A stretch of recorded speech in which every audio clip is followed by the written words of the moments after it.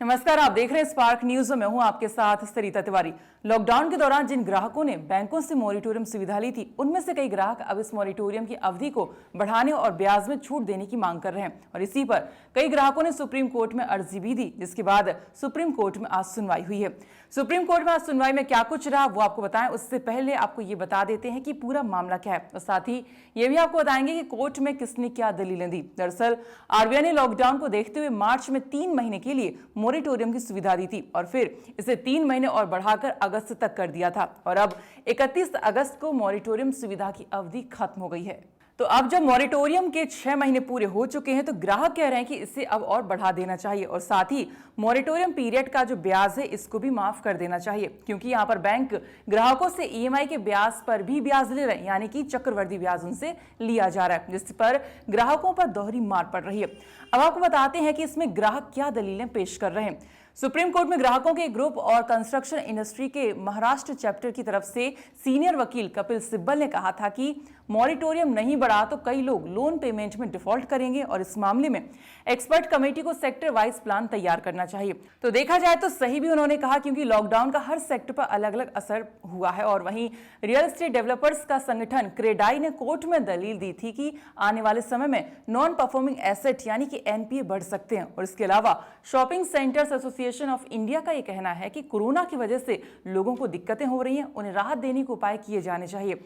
RBI सिर्फ बैंकों की प्रवक्ता की तरह बात नहीं कर सकता। हमारी स्थिति वाकई खराब है, थिएटर, बार और फूड कोर्ट भी बंद हैं। हम कैसे कमाएंगे और कर्मचारी को सैलरी कैसे देंगे? कोर्ट से अपील करते हैं कि सेक्टर वाइज राहत देने पर विचार होना चाहिए। जिसके बाद सरकार की तरफ से सॉलिसिटर जनरल ओझा मेहता ने बुधवार यानी कि 2 सितंबर को कोर्ट में कहा कि ब्याज माफ किया तो बैंकों की स्थिति खराब होगी। देश में अलग अलग तरह के बैंक हैं, नॉन बैंकिंग फाइनेंशियल कंपनीज यानी एनबीएफसी भी इनमें शामिल है। इससे पहले मंगलवार को सरकार ने कहा था कि कोरोना की स्थिति को देखते हुए मॉरिटोरियम पीरियड 2 साल तक के लिए बढ़ाया जा सकता है। सरकार का यह जवाब इसलिए आया क्योंकि 26 अगस्त को सुप्रीम कोर्ट ने सरकार को फटकार लगाते हुए कहा था कि इस मामले में 7 दिन में स्थिति साफ की जाए। कोर्ट ने कमेंट किया कि सरकार आरबीआई के फैसले की आड़ ले रही है, जबकि उसके पास खुद भी फैसला लेने का अधिकार है। अब आपको ये बताते हैं कि आज जो सुप्रीम कोर्ट में सुनवाई हुई है उसमें क्या कुछ रहा। तो सरकार की तरफ से सॉलिसिटर जनरल तुषार मेहता ने दलील रखी। ये उन्होंने कहा कि ब्याज में छूट नहीं दे सकते हैं, लेकिन पेमेंट का दबाव कम यहां पर कर देंगे। बैंकिंग सेक्टर इकोनॉमी की रीढ़ होती है, हम अर्थव्यवस्था को कमजोर करने वाला कोई फैसला नहीं ले सकते।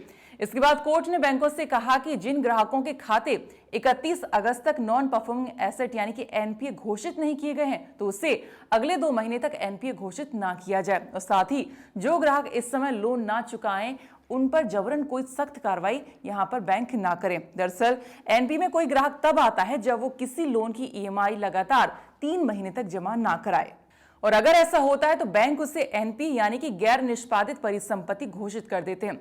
वहीं दूसरी तरफ जो पिछले सोमवार को सरकार ने सुप्रीम कोर्ट में दिए हलफनामे में कहा कि मॉरिटोरियम को 2 साल तक बढ़ाया जा सकता है, लेकिन ये कुछ ही सेक्टर को मिलेगा। वहीं ब्याज पर ब्याज के मामले पर रिजर्व बैंक निर्णय लेगा। सरकार की तरफ से पेश सॉलिसिटर जनरल ने कहा कि हम ऐसे सेक्टर की पहचान कर रहे हैं जिनको राहत दी जा सकती है। अब ये देखते हुए कि उनको कितना नुकसान हुआ है, इस पर सुप्रीम कोर्ट ने कहा कि इस मामले में अब और देर नहीं की जा सकती है।